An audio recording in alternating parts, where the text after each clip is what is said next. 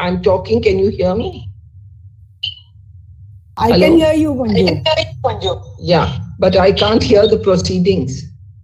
I also can't hear the proceedings.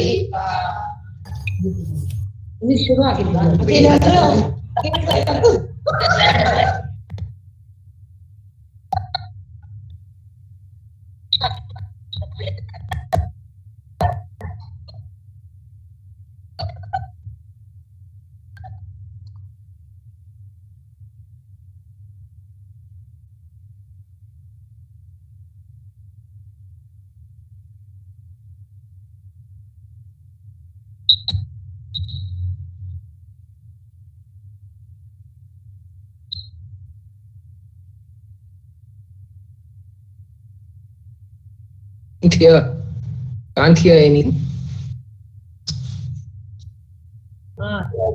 Meeting is not yet conducted, so MS in just 5 to 10 minutes.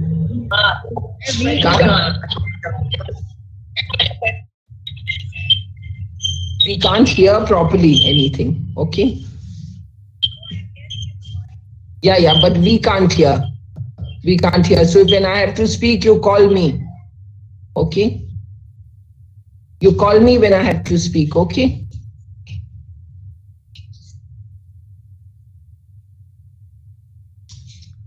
We can't hear properly.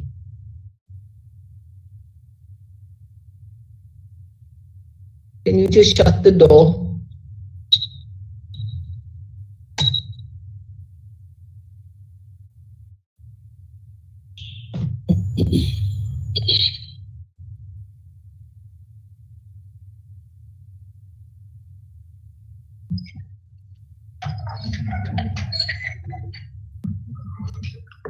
Hello, survey zero. Hello, survey zero.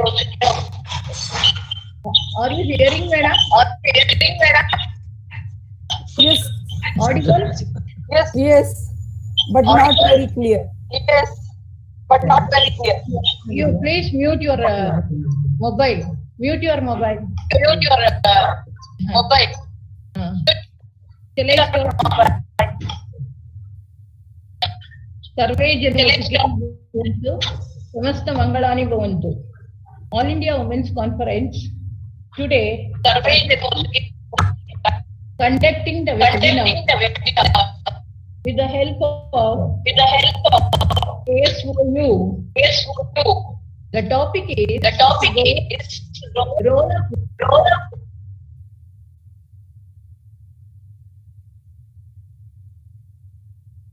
issue times. I like to welcome all those who are participants from different parts of India and also from Mysore branch. And I invite today, we are all very happy to this webinar is conducting in Mysore with the cooperation of our respected VC, Dr. Vidya Shankar. I am very happy to announce that our present president, Srimati Sheila Kakade, who is dynamic, is encouraging us to conduct this webinar. The awareness program and women problems and pandemic during this pandemic period to bring peace and harmony. Even Manju Kaur, who is participating in the webinar for welcome address, who is also a charming lady of AWC. Recently, she has been elected as a board member of IAW. I congratulate on behalf of Mysore and also all AWC members and KSOU. So I request my member of AWC Mysore branch to sing prayer by remembering the God and to have the blessings before we start this webinar. Prayer.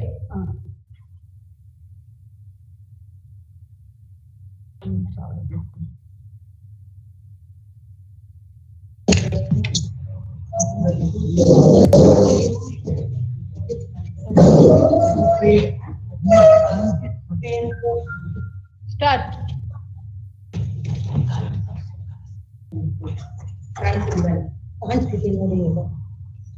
Yes, start.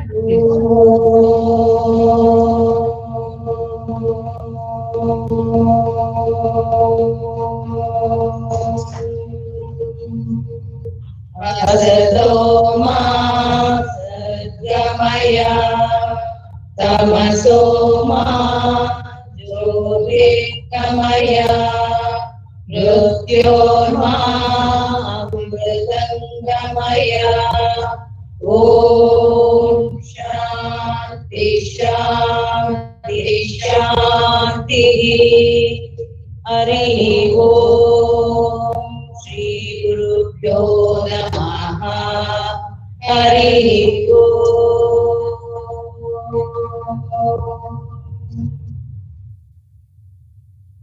ಹಚ್ಚೇವು ಕನ್ನಡದ ದೀಪ, ಹಚ್ಚೇವು ಕನ್ನಡದ ದೀಪ, ಕರುನಾಡ ದೀಪ, ಸಿರಿನುಡಿಯ ದೀಪ, ಒಲವೆತ್ತಿ ತೋರುವ ದೀಪ.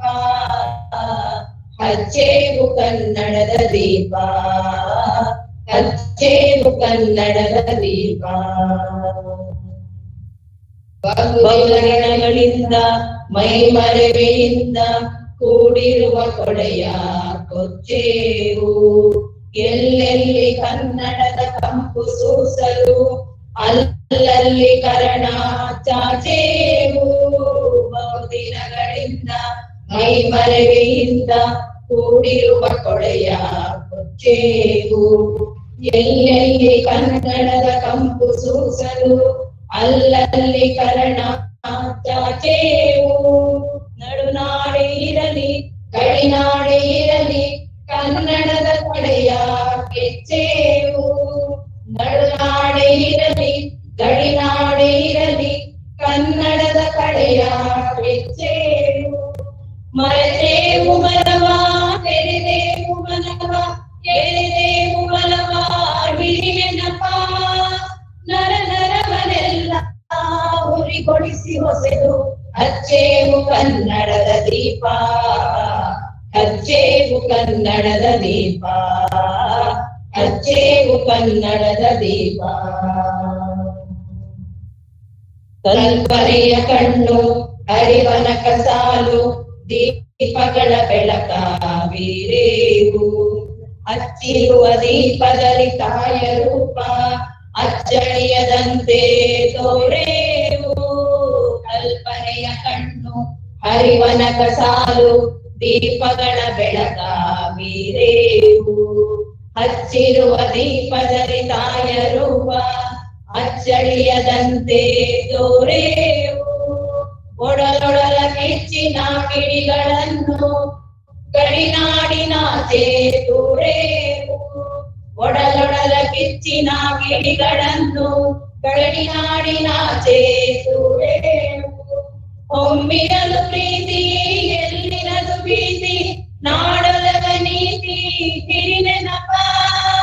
ಮನೆ ಮನೆಗಳಲ್ಲಿ ಮನ ಮನಗಳಲ್ಲಿ ಹಚ್ಚೇವು ಕನ್ನಡದ ದೀಪ, ಹಚ್ಚೇವು ಕನ್ನಡದ ದೀಪ, ಹಚ್ಚೇವು ಕನ್ನಡದ ದೀಪ. ನಮ್ಮವರು ಗಳಿಸಿದ ಹೆಸರುಳಿಸಲು ಎಲ್ಲರೂ ಒಂದು ಕೂಡೇವು. ನಮ್ಮೆದೆಯ ಹಿಡಿಯುವಿ ಮಾತಿನಲ್ಲಿ ಮಾತೆಯನ್ನು ಪೂಜೆ ಮಾಡೇವು. ನಮ್ಮವರು ಗಳಿಸಿದ ಹೆಸರುಳಿಸಲು ಎಲ್ಲರೂ ಒಂದು ಗೂಡೇವು. ನಮ್ಮೆದೆಯ ಮಿಡಿಯುವಿ ಮಾತಿನಲ್ಲಿ ಮಾತೆಯನ್ನು ಪೂಜೆ ಮಾಡೇವು. ನಮ್ಮುಸಿರು ತೀಡುವಿ ನಾಡಿನಲ್ಲಿ ಮಾಂಗಲ್ಯ ಗೀತ ಹಾಡೇವು. ನಮ್ಮುಸಿರು ತೀಡುವಿ ನಾಡಿನಲ್ಲಿ ಮಾಂಗಲ್ಯ ಗೀತ ಹಾಡೇವು.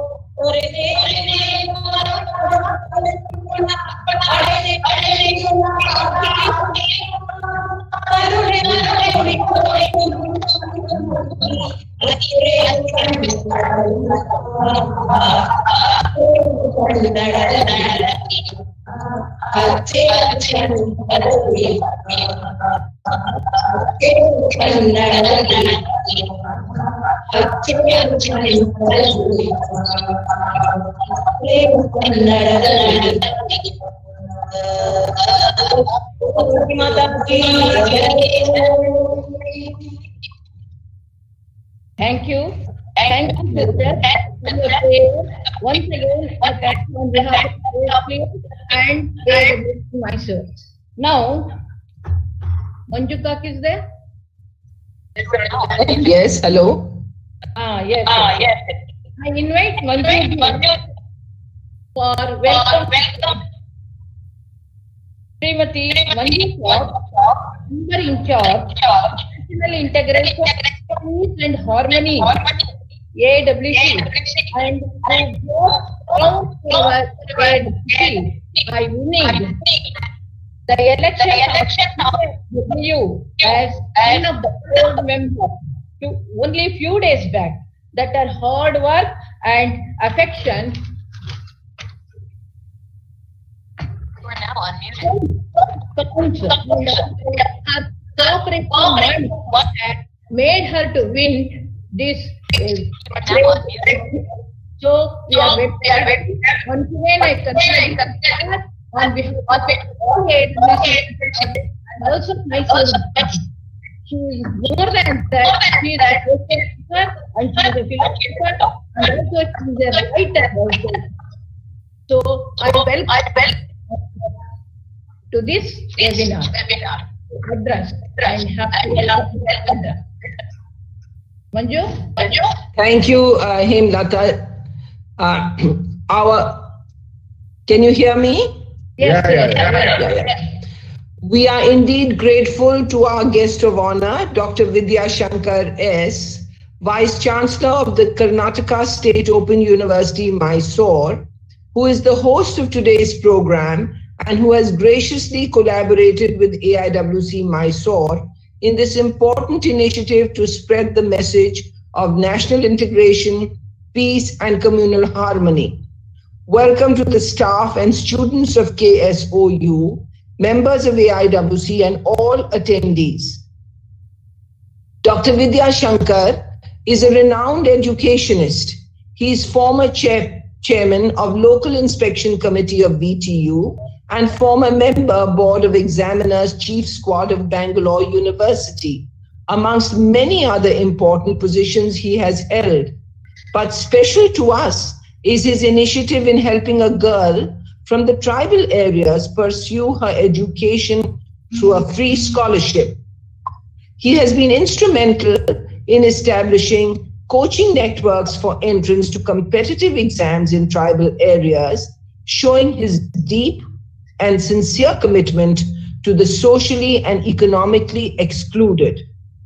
Keeping our country strong and united is a primary objective of India's directive principles of state policy and is enshrined in the AIWC Constitution, Article number 4, to promote harmony and to work towards national integration and unity. We try to emphasize on the multicultural and multi-religious nature of Indian society. When the father of this nation, Mahatma Gandhi, made the clarion call to shed the yoke of colonialism through non-violence, women came out in large numbers and joined the Satyagraha movement. Gandhiji stated, India could not be truly free without the participation and emancipation of women who must fight shoulder to shoulder with men. The tradition of Sadbhavana and brotherhood is rooted in all religions. In Mahatma Gandhi's words, to practice violence is a sign of weakness. Practice of non-violence is being conscious of strength and power. Without peace, our objective of creating a just, equitable, and sustainable world cannot be achieved. So let us take a moment and remember here our past citizens who came out of their homes and sheltered their brethren during the riots that spread like wildfire during the partition of India in 1947.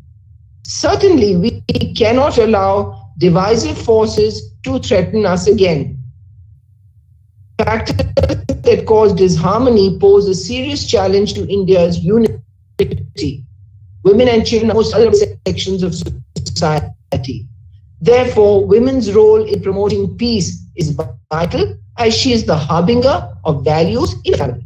Taking this tradition forward and fighting against all forces that indulge in divisiveness, effort is being made in Ek Bharat, Shreshth and Akhand Bharat. Therefore, it is very timely in these trying times of a global pandemic to deliberate upon today's subject, where women can play a positive role in their critical response to the issue of COVID in our difficult times. Our All India Women's Conference President, Srimati Sheela Kakre, along with her team, have taken this as a national campaign for AIWC. She realized the need to organize programs which would aim to spread the message of harmony in the country by involving women and youth in particular, and by networking through the AIWC country. Sheela ji, for more than 2 decades, has been a dedicated social worker with experience from grassroots to the high international tables in Geneva and New York, particularly in the field of women's empowerment and in climate change, Swachh Bharat, and the safety of women. She's a pioneer and catalyst and is recognized all over India by our branches and civil society as a dynamic and forceful team leader. Welcome to our brilliant speaker of the day, Dr. Janhavi SS, who has a bachelor's in science, a law degree, and a PhD. She is the coordinator, Department of Studies in Law, Karnataka State Open University. Last but not least, a hearty welcome to our formidable and vibrant Dr. M.A. Hia, the prime mover of this program. She's an advocate on record, a well-known human rights activist at both national and international levels, a teacher and a renowned social worker. Aside from being president of and co-host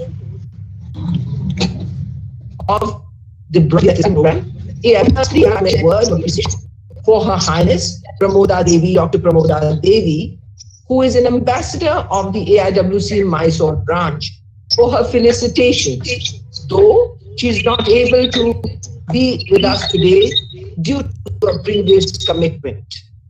With this, I welcome Sheela Kakre to give her presidential address.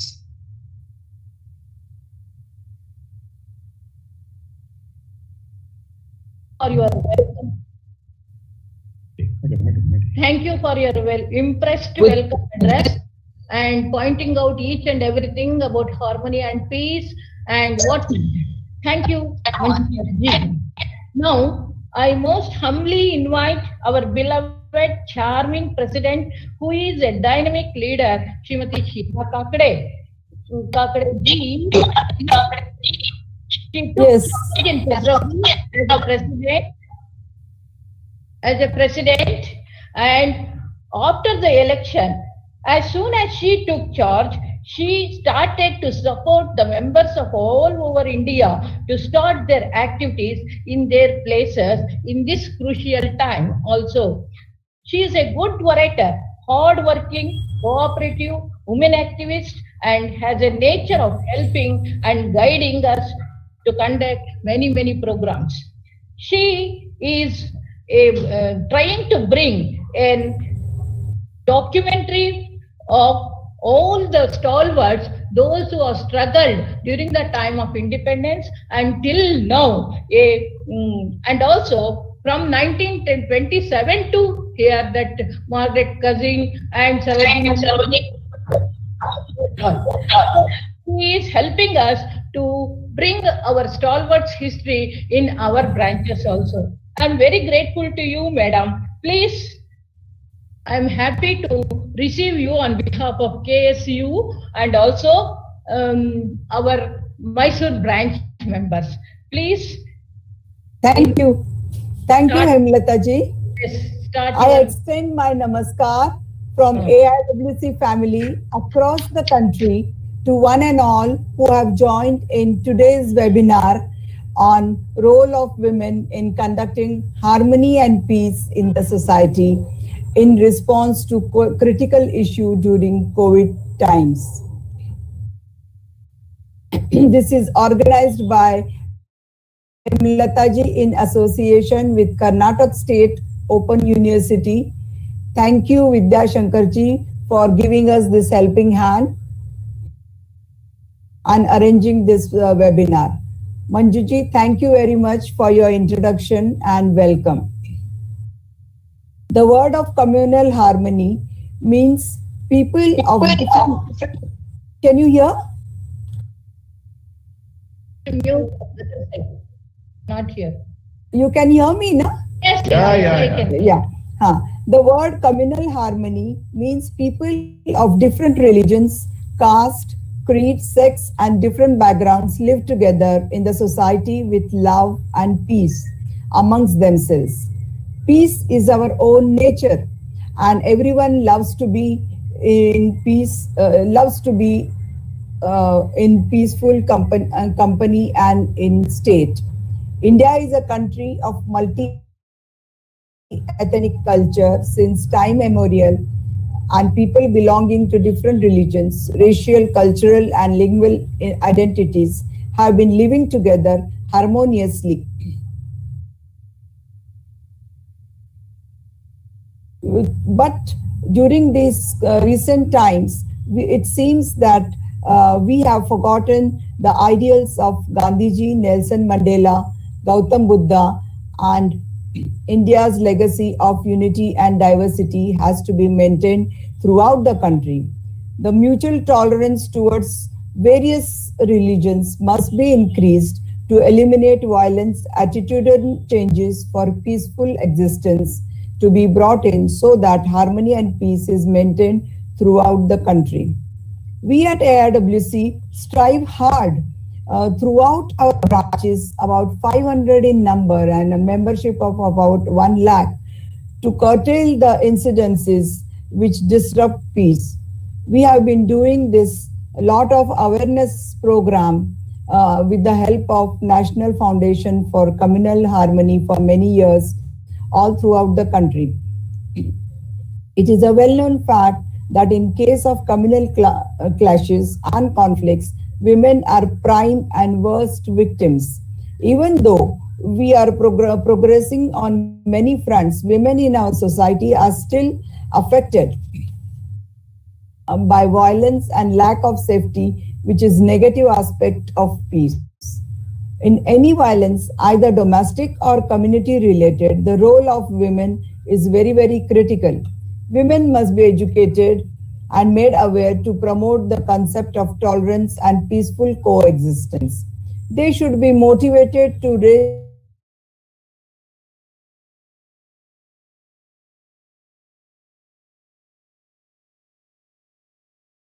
their voice. It is and compassion. The role of women's organizations like ours comes to the forefront in providing crisis counseling for violence victims. All women's organizations should come together to work during communal riots. And now, during the recent pandemic situations, when in the beginning of this pandemic, when the help was needed, all our women from all our different branches, they have come out of their houses without any fear of COVID or pandemic or whatever. They have come out to help the needy, the migrants, whoever was needing the medicines, the mask, the food.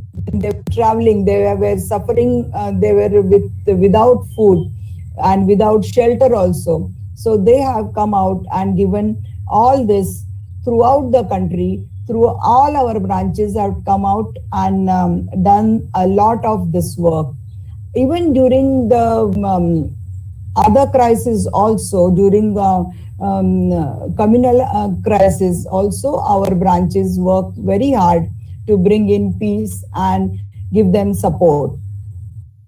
So as I said earlier also, the organizations like ours should come forward to bring in peace and help each other.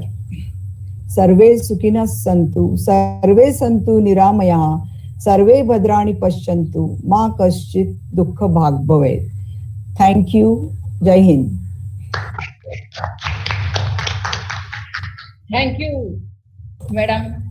You have told that how our AWC women were working during the pandemic, and also after that, how we are helping the migrants to go to their places and whatnot. So thank you very much. You have told and you have kept all the things, all the facts, what are the activities of the AWC and to this August gathering.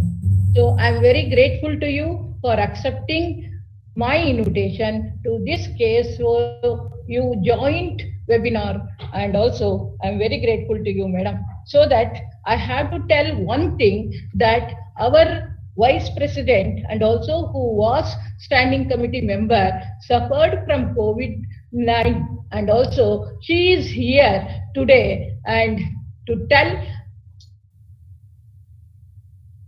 Afterwards, she is going to narrate what are the crises she has paid in the hospital, even though she is a doctor.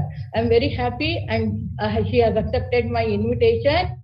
And as a doctor, she will narrate after our guest of honor speech. Thank you, madam. Now I call upon to give his guest of honor lecture to our August gathering. We know, and Manju also has told that world, give the best to the world and the best will come to you. He is the example for this.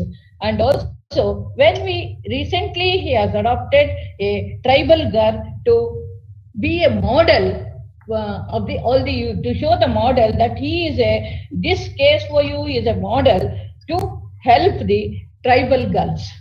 And also it has come in the local papers, and other leaders are also appreciated his work. He is very kind enough to agree for this webinar by giving all facilities. We the members does not know how to thank you, sir.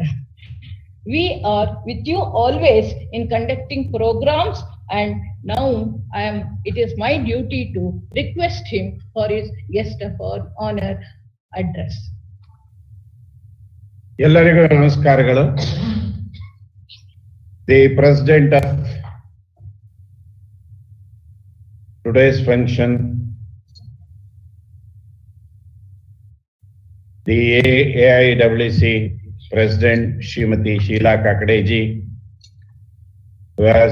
she has inaugurated the All India Women's Conference in association with Karnataka State Open University on a topic called Role of Women in Conducting Harmony and Peace in Society in response to critical issue during COVID times.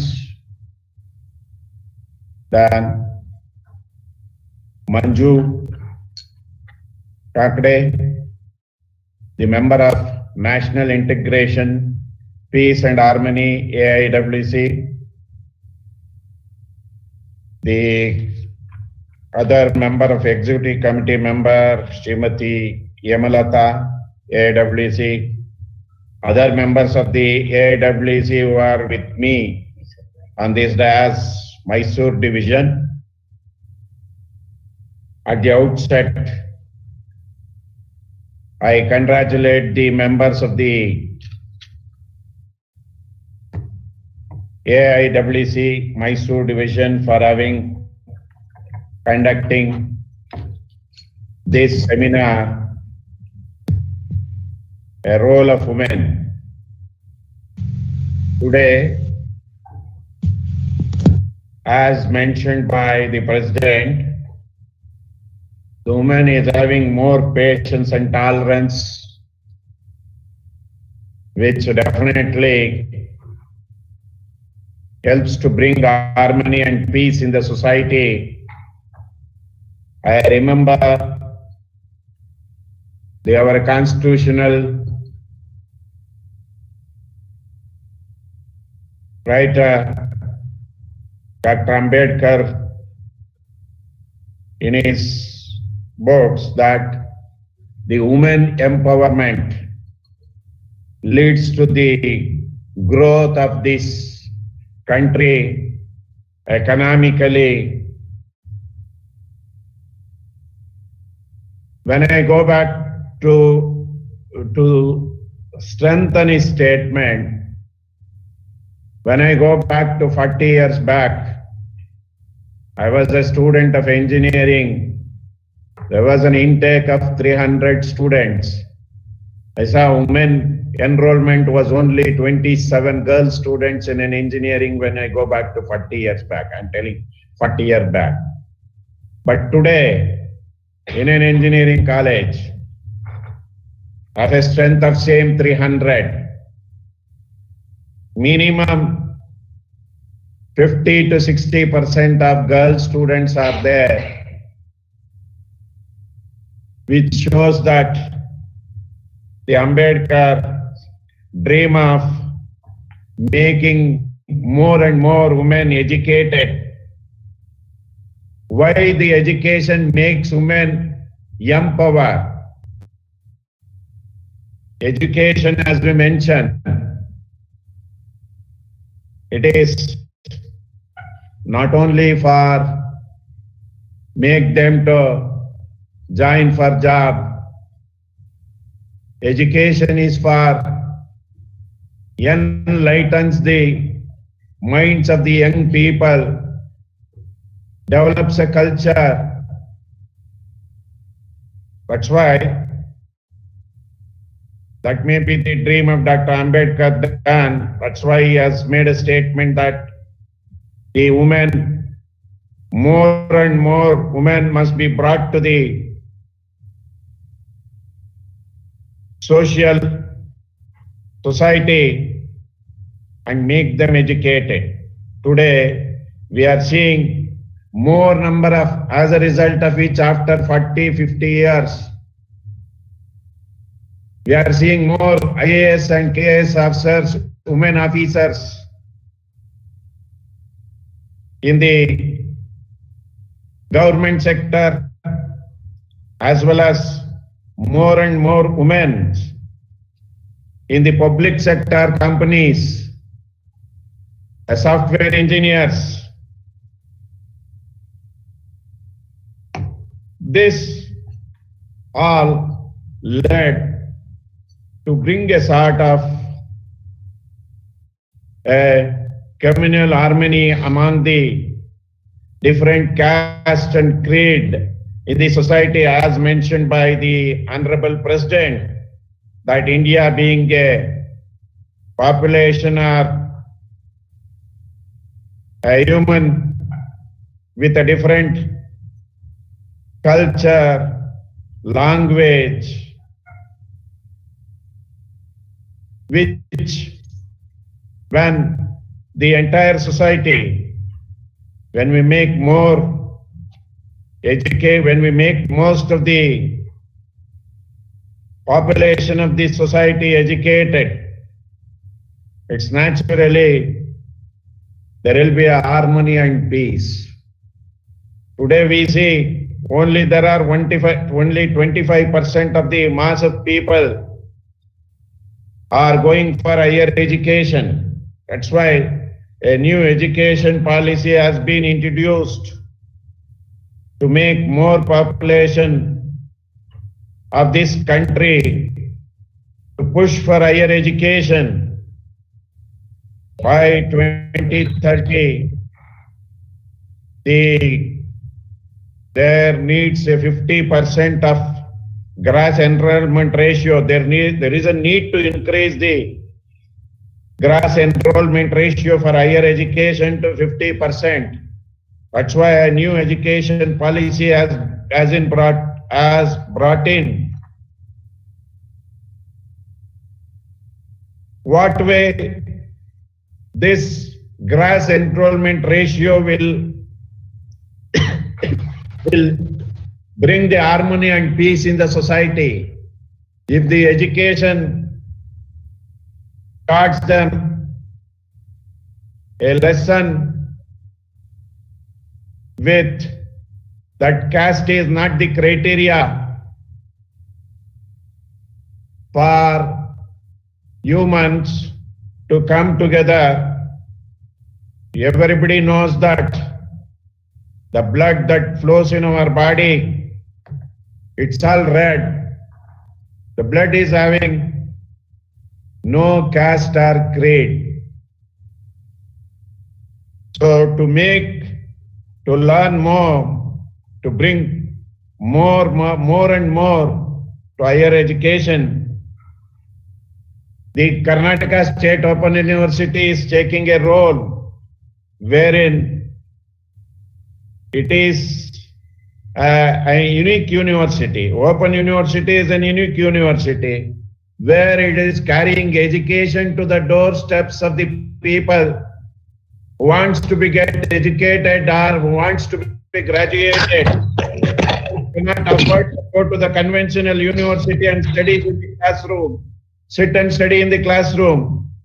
So in this aspect, we are trying to reach to the doorsteps of the nook and corner of the villages of Karnataka by our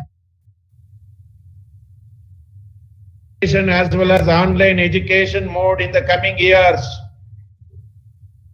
which leads a woman can at home sit and study at home by carrying out their regular homework at home. That is what, with the aim that this, I think, educating the people only can bring harmony and peace in society, not only with women, but with the entire population of the society. With this final words, I conclude. I don't know how much I have spoken, how much you have received, but still, say education is the only solution to bring harmony and peace in the society, educating more and more people and make the people to understand that there is only one caste, that is humankind, human beings.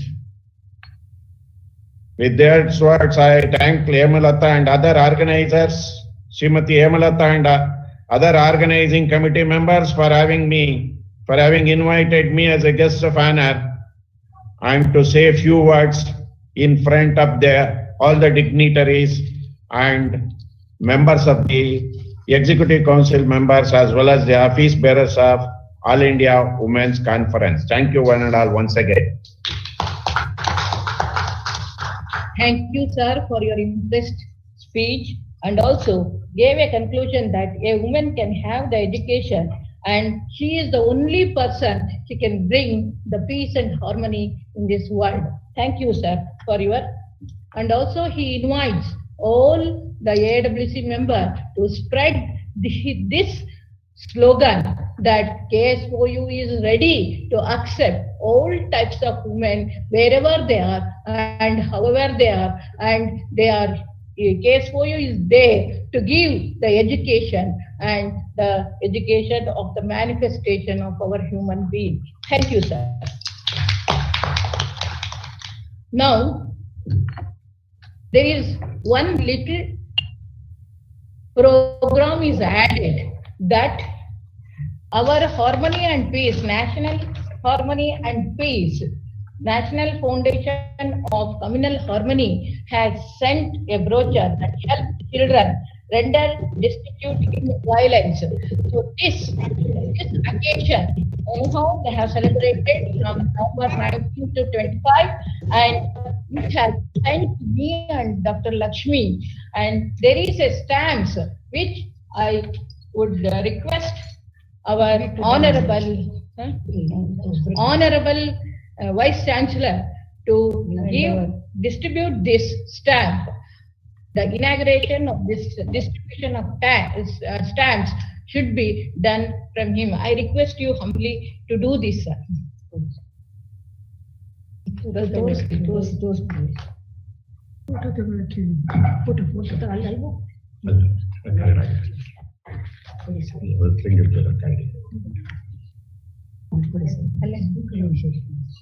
Vijay?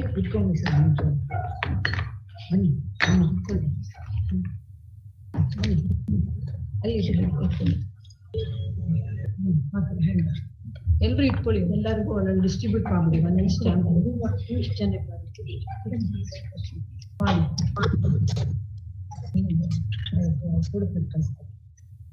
You can use this for your vehicles, and also you can paste in front of your house also.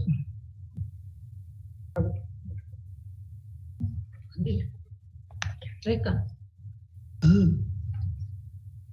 He is the vice president and related to education. Okay, let's start what say. Men's stalwart.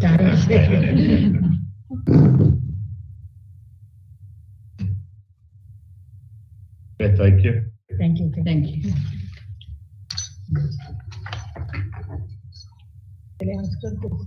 How can we get, madam? Okay. Hello?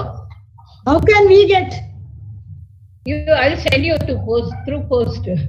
Okay, ma'am. Thank you, ma'am. It's Kripa Shetty from Mangalore branch, ma'am. I know. By the face only I can understand. Thank you, ma'am. Thanks a lot. And you have to mute your video a little bit. Okay. Audio. Then, now, speaker ಹೇಳಿಬಿಡಿ. after the speaker of the day, our Lakshmi is going to narrate her experience. Dr. Jannavi, today's the tremendous speaker, who is the coordinator of the Department of Studies in Law, KSOU, Mysuru, whom I know her from past 20 years, a simple woman, and also she is a woman activist and helping many students to get doctorate and whatnot, master degrees in their subjects, and also conducting many awareness programs, not only here in our Bar Association also. In total, I can say that she is a all-round woman who is liked by all. So I invite Jannavi to speak the subject of the day. Thank you. Thank you, Srimati Hemlata, Executive Committee Member, All India Women Conference. She has invited me as a resource person to this webinar on a role of women in conducting harmony, peace in society in response to critical issue during COVID-19 pandemic. Our Honorable Vice Chancellor, Professor Vidya Shankar, Karnataka State Open University. Srimati Manju Kak, Member in charge of National Integration, Peace and Harmony, All India Women Conference. And Srimati Sheila Kakde, President of All India Women Conference. In this occasion, I want to say a few words about our beloved Vice Chancellor, Professor Vidya Shankar. He is the man of simplicity, credibility, integrity. By virtue of his position, he administered the university, but he never ruled.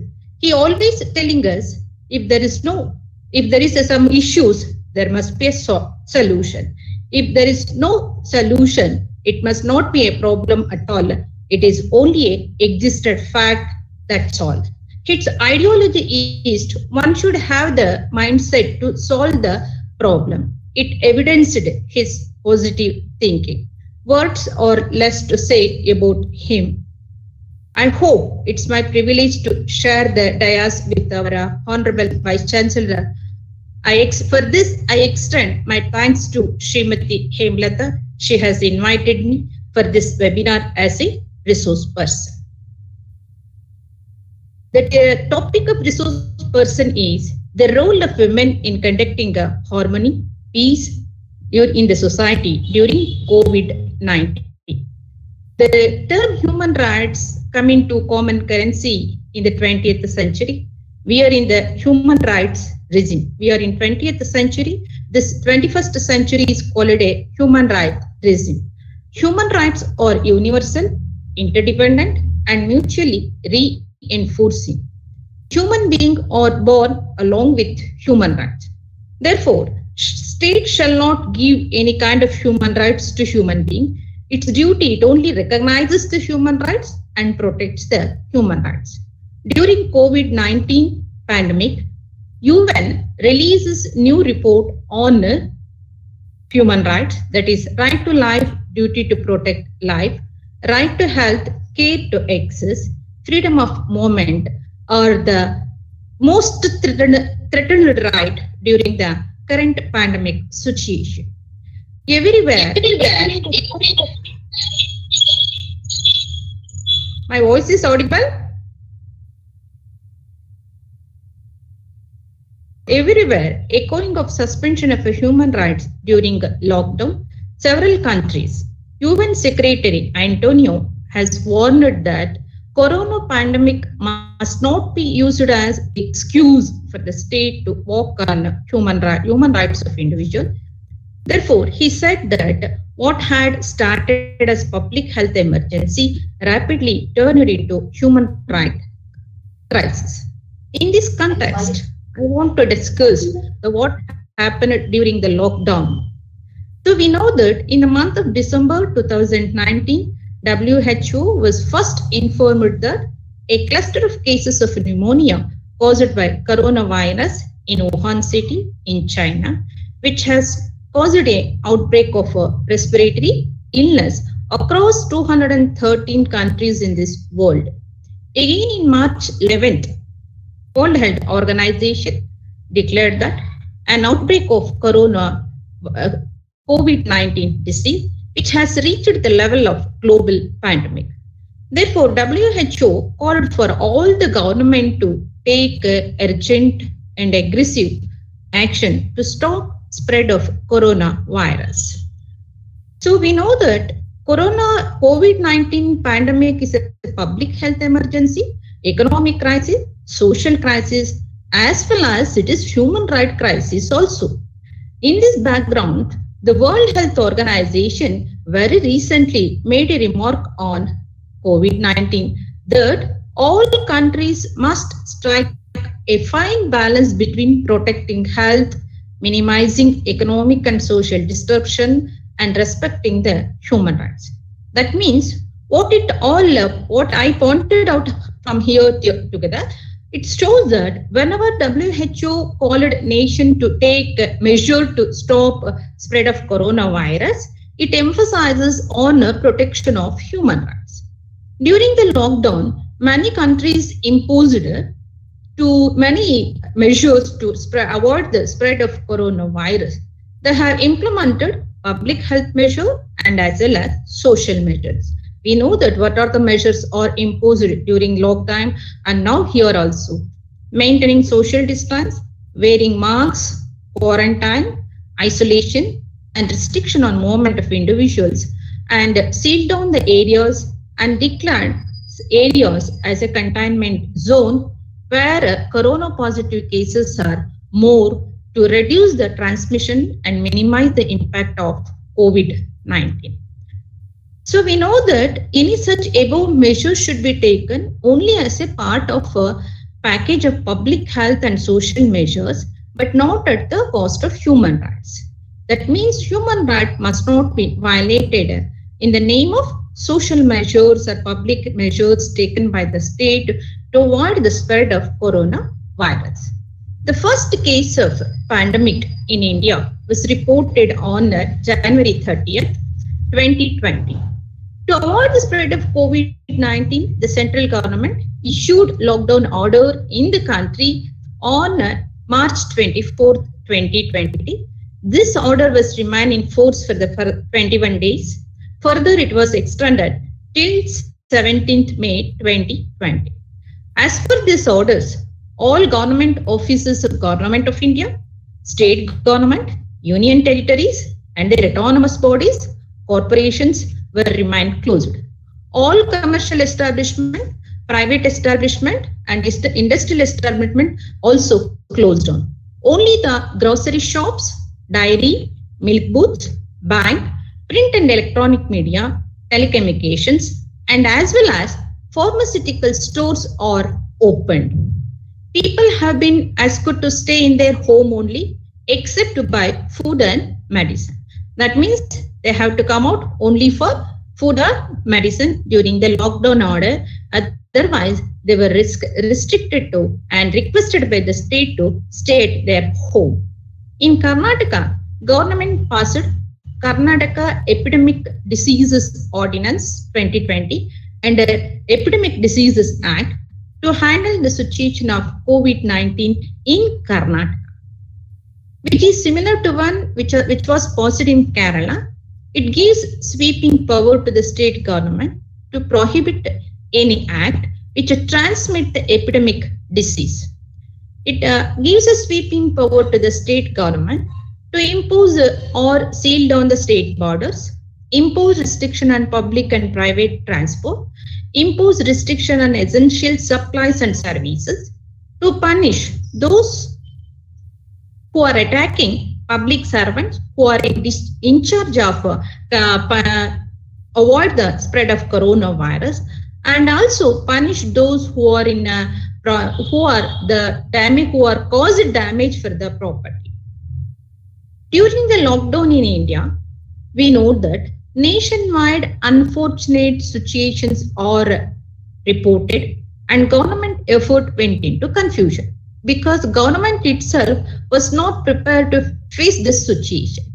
Since all the commercial establishment, industrial establishment and companies are closed down by the central government, these establishments finding it difficulty to pay their employees. Central government, in that circumstances, central government issued a directory advice to the private companies and entities not to remove the employees from their job, and as well as it is also announced that all contractual workers in the department would receive full their salary during the period of lockdown.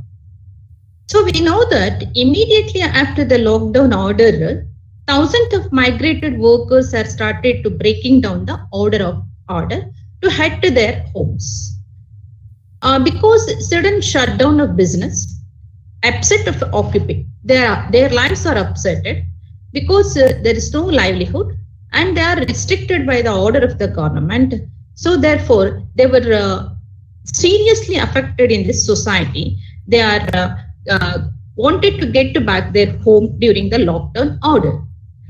So migrated laborers, we know that they are migrated from one place to another place for want of livelihood. Because they have no livelihood, for that they are migrated. Particularly in India, from the Gujarat, Rajasthan, Maharashtra, Chennai, Andhra Pradesh, Telangana, Delhi, they are migrated to another state. These migrated workers, during the lockdown order, they are started to moving on foot to reach their home state. Because we know that during the lockdown order, complete restrictions are imposed on private transportation as well as public transportations. No doubt, during the lockdown order, every sections of the society are bothered. Women, girls, and marginal and migrated laborers are more bothered. Why I am saying like that? Women, girls, and migrated workers are more vulnerable among vulnerable sections of the society. Migratory workers are not organized under any trade unions. Therefore, their labor standards are not protected by the government as well as trade unions. Obviously, we know that these migrated workers are illiterate, ignorant. They are belonging to the backward community. Your important issue is how to protect the dignity of the migrated workers and how to save the human rights of migrated workers. Because of lack of food, basic amenities, loss of employment, fear of unknown disease, lack of social support, thousands of migrated workers have protested across the countries against government directive, prevent them walk home. And also they were demanded from the transport to back home and quality of food being served. We know that it is the responsibility of the government when a lockdown order issued by the government. It is the responsibility of the government to provide the food to the migrant workers, because right to livelihood is enshrined under the Article 21 of Indian Constitution, that is right to life. Immediately government imposed restriction on their, government issued a direction to close down all the commercial and industrial establishment. Automatically their livelihood is affected. Therefore, it is the duty of the government to provide food and shelter to these migrated workers, including women and girls. Way back to 1985, Supreme Court of India in Olga Tallies versus Bombay Municipal Corporation, which is popularly known as Payment of Dwellers case, held that right to livelihood was born out of right to life. No person can live without means of living. As such, livelihood is most essential enshrined right under Indian Constitution. It is affected by the government lockdown order. Therefore, it is the duty of the state to provide food and shelter during the lockdown order. But what happened? The food provided by the government was not quality food, and this is not proper arrangement made for the shelter. Here and where, somewhere, it is made an arrangement for the temporary shelter, but it is not in a proper manner. We know that impact of crisis never gender neutral. Any crisis affected to the every sections of the society, but it is never gender neutral. COVID-19 is no exception. This crisis, COVID-19 crisis, hit the women harder because COVID-19 lockdown measures have pushed many single mothers, small businesses into poverty. For domestic worker, the pandemic has meant no job, no employment benefits, and other protection. Women who are poor and marginalized face even the high risk of COVID-19 pandemic transmission, fatalities, loss of livelihood, and increased violence. Because we know that women and girls are vulnerable sections of the society, and first of all, they are suffered from the malnutrition. Comparatively, more women are suffered from malnutrition. In these circumstances, there is a greater chances of affecting the COVID-19 positive COVID-19 cases to the women and girls. In these circumstances, Women's Senior Research and Data Specialist recently released a report. It shows that pandemic will push 96 million people into extreme poverty by 2021. The pandemic-induced poverty will also widen the gender poverty gap. That means more women will be pushed to extreme poverty rather than men. Measures to prevent the pandemic spread are driving disproportionate increase in women's unemployment and also decreasing their overall working time. That means whatever the measures we have taken to respond to COVID-19, it is also more affected the women comparatively men. Globally, 58% of the women employed in informal sector. One estimate suggests that during the first month of a lockdown or pandemic, informal workers globally lost an average 60% of their income. So only they received 40% of the income during the lockdown order. Imagine their life during those days. Among domestic workers, 80% of them are women. So those who are, we call it domestic workers, only the 20% of them are men. All other 80% are women. 72% of the domestic workers have lost their job during COVID-19. It's hard to make money at this time because there is no job. It is not possible to get any money from the domestic work. People who work at office, for them there is no problem because they continue to work from their home and they earn their regular salary. But domestic worker cannot.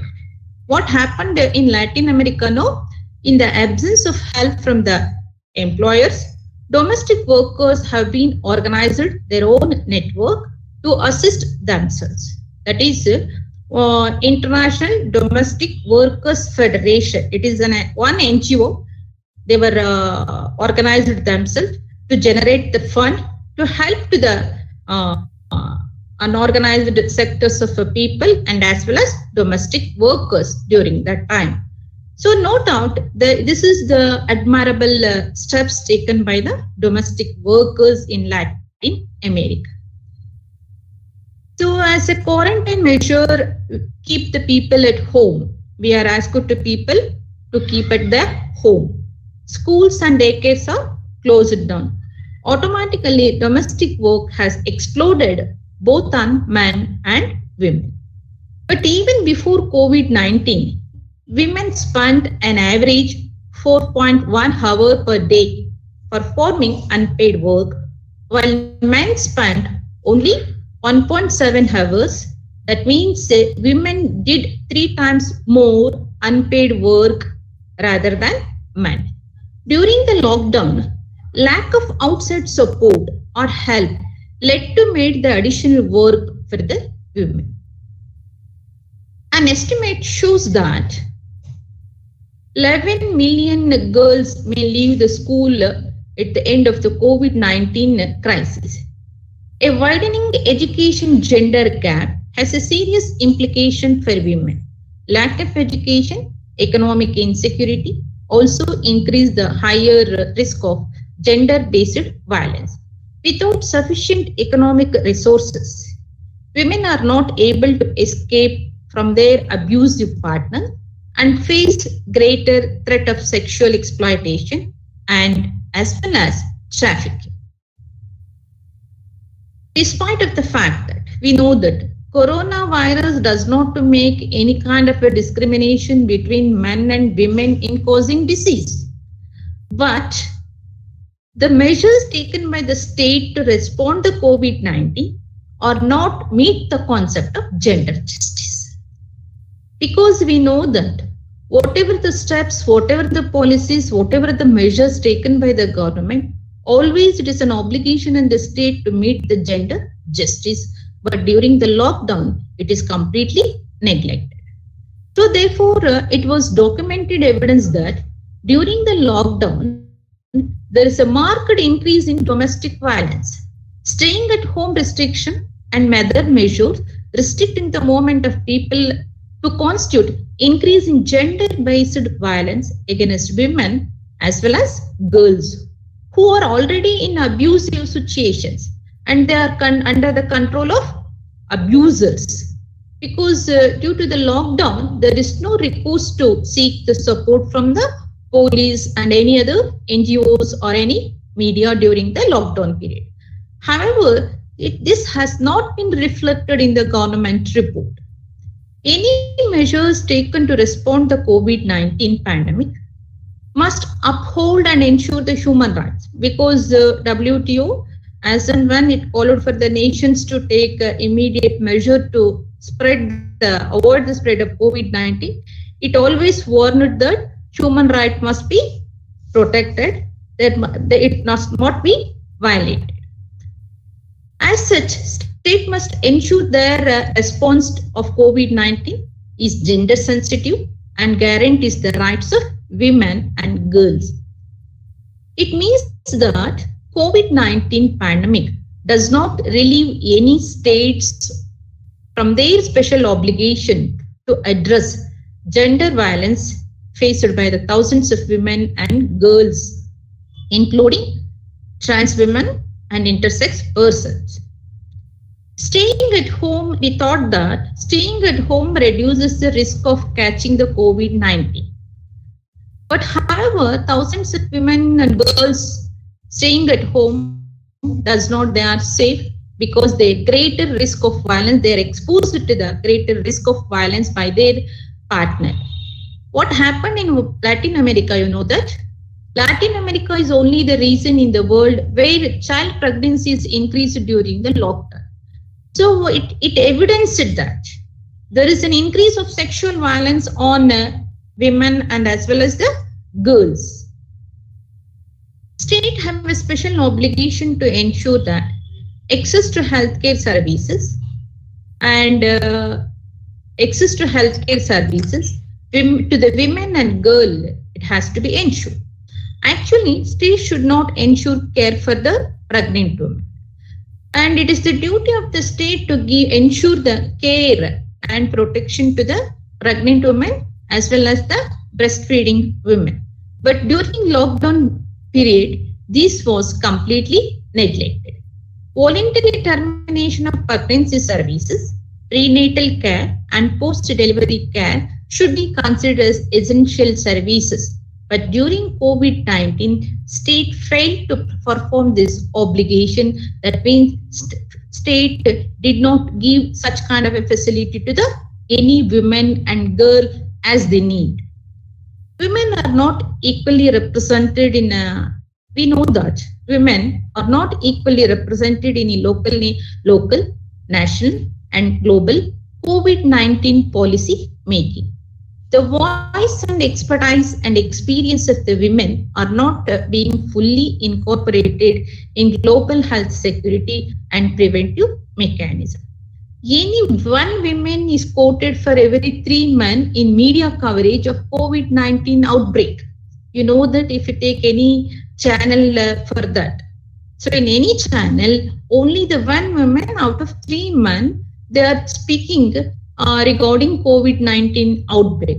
What it shows that the review perceptions of the women will be considered only 3:1 extent. That's all. If the 3 men perceptions or his voice and his expertise take into consideration regarding the COVID-19 pandemic, only the one woman voice, expertise and her experience will be taken into consideration. Is again it shows the societal attitude regarding the gender bias, or it is the what are the measures taken or not gender justice.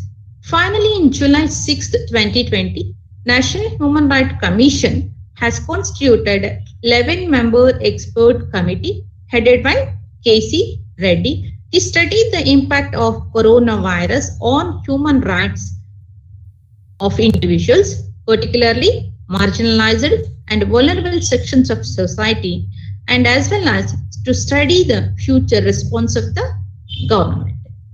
Even after the lockdown, no women raised voice against the gender-based violence happened during the lockdown.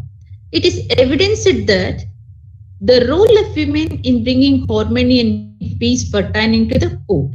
That means they mount their voice because they thought that there is an emergency to give an urgent call to solve COVID-19 pandemic issue rather than individual issues. It shows her attitude, her responsibility, and her role in bringing harmony and peace in the society. So what she thought that her abusiveness, her violence done against her, or anything else is not greater in front of COVID-19 pandemic issue. She thought that it is an urgent issue. So nation to give an urgent call to solve the COVID-19 pandemic. With these words, I want to conclude my remarks on the topic. Thank you, one and all. Thank you very much, Janhavi. You have given a detailed explanation about the women, how they have suffered during the pandemic, and also how they have sacrificed their violence, thinking that it is more urgent. The pandemic, COVID-19 pandemic is more urgent than our individual violence. Really, I appreciate all the women, those who are cooperating with the government, with having measures also, they are not having time to raise their voice, looking that our home should be run with harmony and peace rather than the society. So every woman is thinking about her own life and her own betterment of our family. So thank you for enlightening many measures and also the steps taken by the government and whatnot, and with the other countries also, Latin America and all you have explained. Thank you very much. I have appreciated you like anything. All the members of our Mysore branch also appreciated with applauding. Thank you, madam. Thank you. Now, before vote of thanks will be rendered by Dr. Lakshmi Devi, and recently she has come out from 2 months, she has come out from the COVID-19 crisis, and she explains her experience, what you have said also, and what she has faced as a doctor. She is a doctor, Lakshmi, from Ramakrishna Hospital, a well-known doctor, and very reasonable fee she is taking, and also during that time she went forward to help the patients and getting herself this COVID-19. Please, Dr. Lakshmi.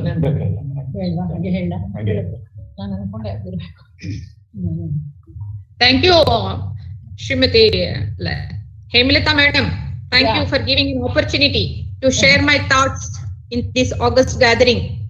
I don't know how. I am very happy to see that you have your speech and all. We have to take opportunity often and often from KSOU, conducting women trainings and all. It will come to us, and I will ask you for help and also the VDC's help to give the training here itself to our. With pleasure, madam. With pleasure.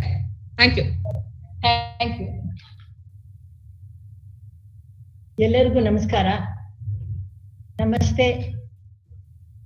Our Manju Kakji, President Sheera Kakadeji, and Dr. Vidya Shankar, Vice Chancellor of our KSOU. So here the role of women in conducting harmony, but my role was I was a COVID patient. So I've been practicing for the past 47 years as a family physician and a gynecologist and a diabetologist. So 47 years, my practice, and I'm 73 now. For the past 73 years, we had never heard of any pandemic like this.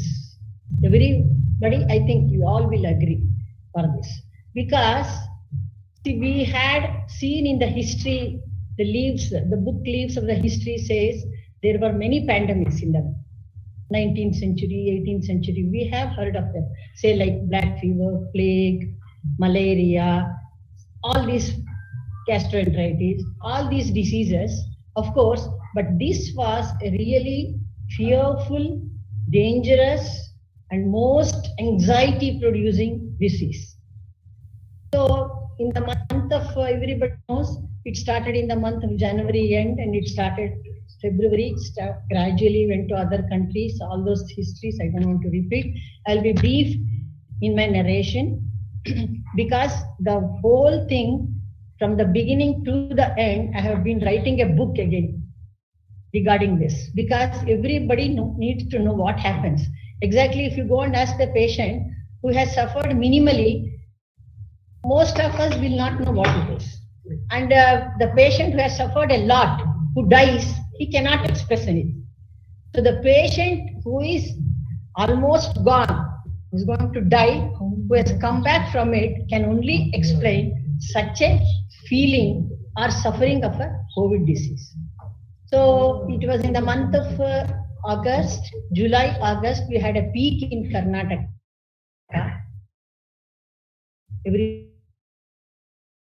Everybody knows I was in thousands. In Mysore also it started. Huge numbers were affected and they were suffering from COVID disease. So I was a very busy practitioner at that time. I used to see about 100 patients a day till 7:30, 11:30 in the night, starting from 9 o'clock in the morning till 11:30. Continuously, I was getting fever, breathlessness, all sorts of things. So naturally, all the general practitioners had closed their clinics because of the fear of COVID infection. But I have a hospital which I cannot close. So I had to keep it open, and many patients were coming down to me, and from morning till evening, I was constantly, in spite of people, my family people telling me not to go and work like this, I just ignored it, and I just didn't care for their words, and I was continuously seeing the patients. So on July 27th, night 11 o'clock, I had a little cough, which started with a cough. I knew immediately that I had. Immediately, the instantaneous 1, 2, 3 bouts of cough, I knew I had COVID. Then I said, tomorrow morning I'll get it done. So the next day morning, throughout the night, I had a little cough like. Morning I got up and then I gave my blood sample for COVID. That was a car test. 2 places I got it done, it was negative. So I was a bit relaxed, but still I had in my mind, because I was continuously exposed. It was an occupational hazard for me. So continuously I had exposure. So I was thinking it's definitely there. So the next day, a little weakness was there. So I said, let me get my culture test, throat swab done. So what happened, the car test is negative almost always. It is not a 100% confirmation. It's only the culture, throat culture, the swab that we take is the confirmation. So I went on Friday morning to give a throat culture swab. At that time only I was very weak. I knew I had COVID. There was nothing to confirm. I had known it myself. But in the next day evening, I got the report. It was a Saturday. I got a report. That evening, it was positive. So immediately within 10 minutes, I said I had to go to a COVID hospital because I'm aged, one thing. The second thing is my diabetic status. So all together contributed to this thing. I knew the catastrophes and calamities, what can happen to my life, risk and all. So actually, I packed off, and then within 10 minutes, my nephew is there in Narayan Vidyalaya. He is the chief and head of the director of the Narayan Vidyalaya. So I told him, see, I'm coming right down there.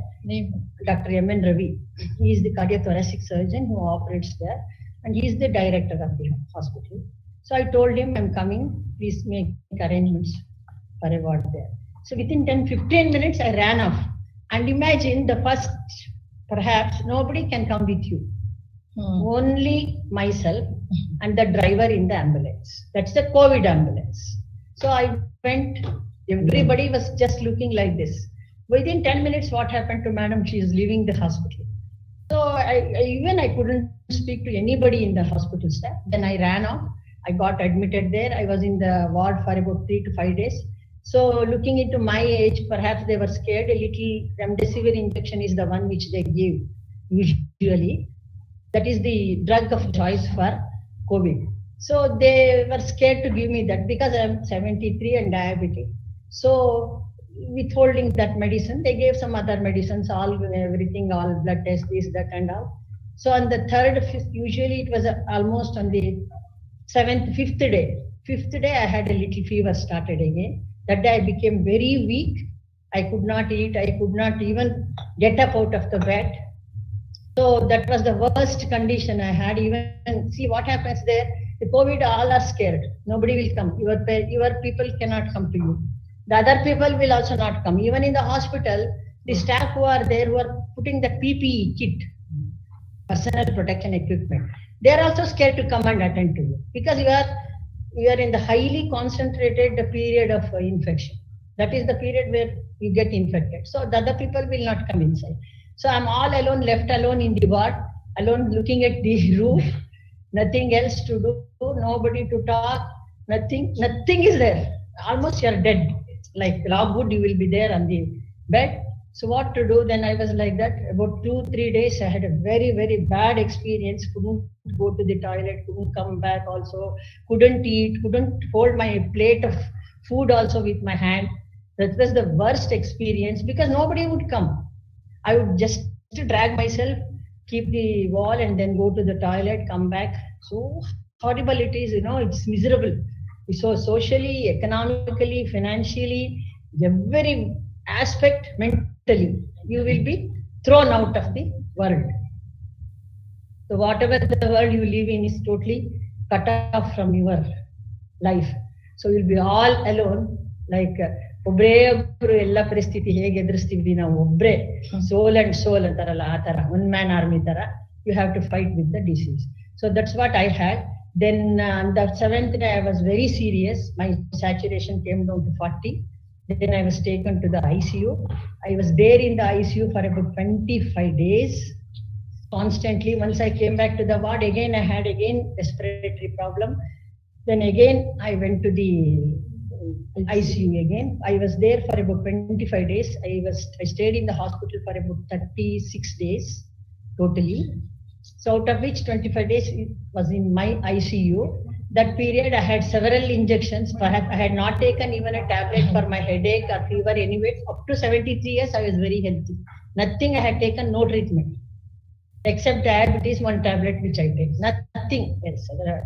But unfortunately, all 70 years put together, I had all investigations, I had all x-rays, 13 x-rays, CT thorax, so many other problems, so many complications. With all that, I stayed for 25 days, but we had lot of willpower, which made me come out of it, perhaps. That's the only thing. And every time the pulmonologist and the physician who was attending, we will tell, Madam, we are getting 300 calls per day from your patients, from your friends. All are putting on calls.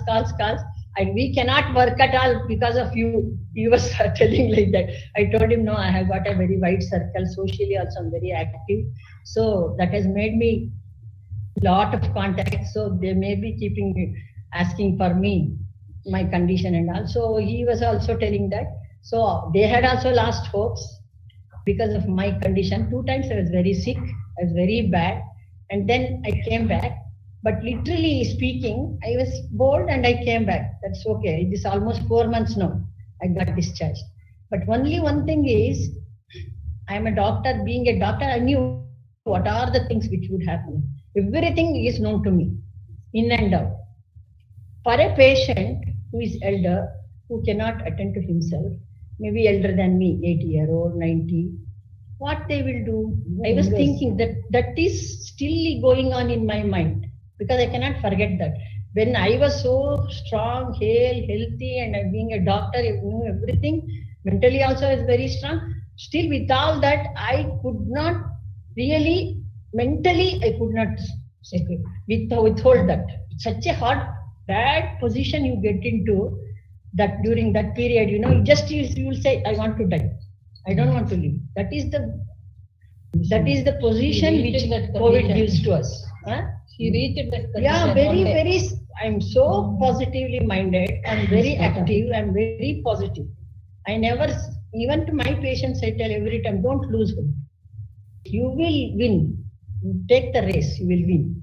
But in such a person, I only had such a difficulty in mentally you become very weak. Because nobody to talk to. With all the 24 hours, 35 days, no one is, except 1 or 2 who come here and stay very far off from you, say this, how are you?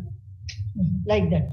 Even they will run back. his cousin also. Ravi I only used to tell him, because I'm so infective, please don't come near me. But nobody will come. That is the worst part of it. And if you are very active and if you are very talkative, if you are with your friends all the time, friend circle and people around you, patients talking to you, you are alone, left alone without anybody, nobody says hello to you. What will be the mental status of the person? That is very, very bad. But I don't know how people have come out of it. Many of them have come out of it, of course, who had no other comorbidities other than COVID. If they had comorbidities, they would die. And many of our doctors died because it's an occupational hazard. And many of the nursing staff died. Many of them are dead. And we were thinking how they have faced it. Once you go to coma, or if you don't unconscious, if you become unconscious, you can't recollect anything, it's okay. Because you cannot make out anything. If you are aware, alert, your mind is very alert, you can definitely cannot face the situation. But this thing is advice to every COVID patient is they should never give their hopes, lose their hopes. They should be always alert. They should be very, very determined because they put the ventilator. That is that's called NIV. Latest they have NIV ventilators. NIV is the non-invasive ventilator. They don't put the tube inside the respiratory tract. So they give it like this, and it presses your cheeks, and there is oxygen which is pounded into the system, respiratory system. Every time with high pressure, the oxygen is pumped into the lungs. That pressure, it comes like every time there is pounding in my chest. I said, let me die. I don't want this. Being a doctor, I told first in the beginning, I said, I don't want this. You go. And my Chandrasekhar said, no, you have to have it. Nothing, no second word. Come on, you are a doctor. Should I advise you? He was really blaming me not to be weak cooperative. Weak. Yeah, we won't be weak. But that times it makes you so weak mentally and physically both. So you cannot cope up with the struggle. What you get it. Very, very, I had lost about 18 kgs of my weight, which I'm picking up now gradually. Of course, everybody says you are very lucky to come out of it. Everybody almost had lost hopes. It's more than lakhs. Yeah. It was very, very, and financially, I don't know, people, really, it's a horrible disease. People, thank you. Thanks a lot. And ಅದು ಒಪ್ಕೋತೀನಿ ನಾನು ತುಂಬಾ ಜನಗಳಿಗೆ ಕಷ್ಟಪಟ್ಟಿದ್ರೆ all our blessed. ತುಂಬಾ ಕಷ್ಟ ಆಯ್ತು financially. ಎಷ್ಟು ಪೂಜೆಗಳು ಮಾಡಿಸಿದ್ದಾರೆ ಪಾಪ ಬಡವರೆಲ್ಲ ಏನೇನ್ ಕಷ್ಟಪಟ್ರು ಏನೋ. ನನಗೆ ಅದು ಒಂಥರ ಮೆಂಟಲಿ ನನಗೆ ತುಂಬಾ ಬೇಜಾರಾಗುತ್ತೆ. ಎಷ್ಟು ಕಷ್ಟಪಟ್ಟಿರ್ಬೋದು ದುಡ್ಡು ತರಕ್ಕೆ ಅವರು. ಒಂದೊಂದು ಇಂಜೆಕ್ಷನ್ಗೆ 150 to 250 rupees, 2000 rupees, 3000 rupees remdesivir injection. ಬೆಳಗ್ಗೆ ರಾತ್ರಿ 6. ಅದ್ರ ಜೊತೆಗೆ ಬೇರೆ ಆಂಟಿಬಯೋಟಿಕ್ಸ್, ಅದ್ರ ಜೊತೆಗೆ ಇಂಜೆಕ್ಷನ್ಗಳು, blood test. My God, it is lakhs and lakhs of rupees. ಏನೇನ್ ಮಾಡ್ಕೊಂಡಿದಾರೋ ಸಾಲ ಸೂಲ. I don't know what they have done. I don't know how they did spend that amount.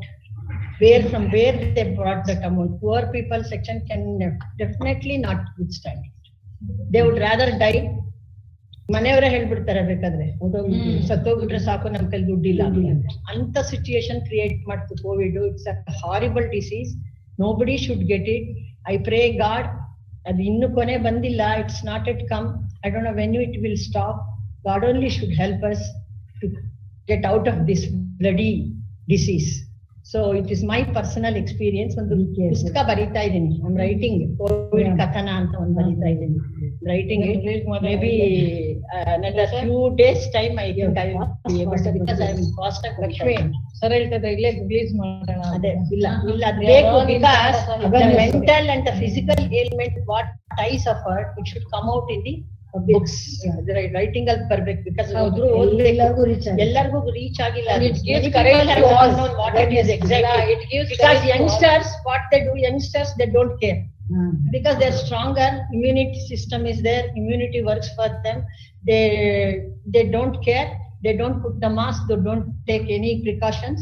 They walk in and out, and they come to their houses and give the disease to their elders. That's what they are doing. That is how it has spread a lot because of this negligence. So, adrinda I pray God, this will come to the COVID and will let us be very happy in the and nearing. Careful future, careful agiri. So, let this new year bring us good light without any disease. Let us be very peaceful. Living should be there. That's what I pray. Thank you very much, madam, for your experience. Now, are you in a position to do vote of thanks? Because she has come for that only, I'll do the vote of thanks. Yeah. Hello, ma'am. Hello, ma'am. Hello. Can I speak about my institution little for 2 minutes? Yeah. You can please do. Please. All the dignitaries in the Zoom meeting, I really welcome you all. Very happy to see some new faces for me. I'm a standing committee member of our Bhagini Samaj Mangalore. Ours is the only one institution there, very small one. Only 49 girls are there and only 4 boys are there. To talk about the communal harmony, recently our Bhagini Samaj got a physically challenged girl married to a boy named Harish, a civil engineer in Bangalore. Did a very good work. And our Bhagini Samaj gave a 5,000 rupees cash for her as a gift. Another is that we switched number of these masks for the children as well as outsiders, and we distributed them as a precaution to everybody.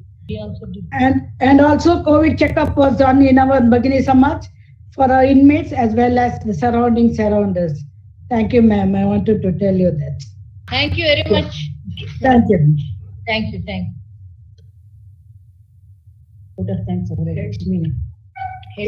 You're doing or shall I?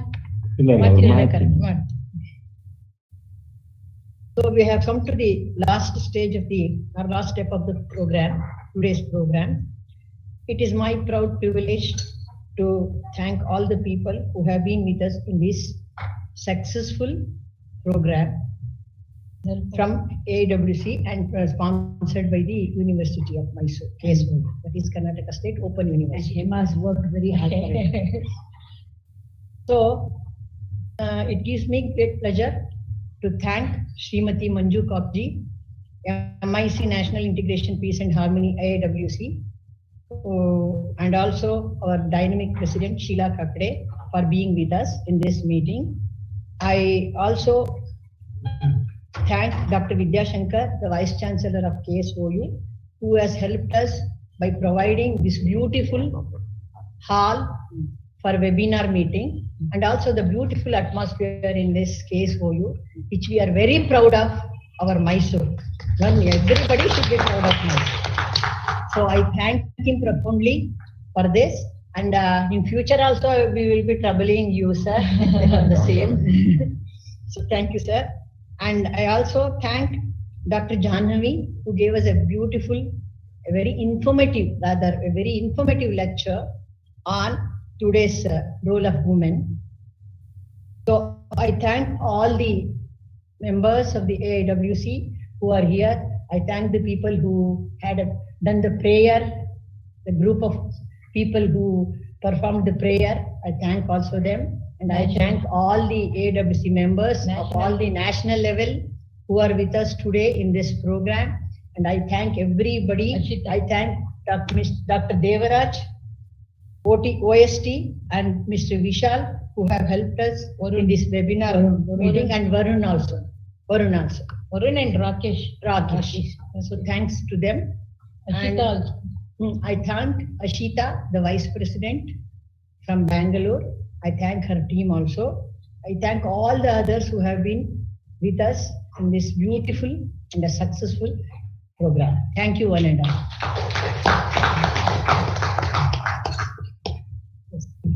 Sir, lastly, I want to say the Vivekananda word, renunciation and service are the twin ideals of India. Intensify her in those channels and the rest will take care of itself. So we arise, awake and stop not till the goal is reached. Thank you. Thank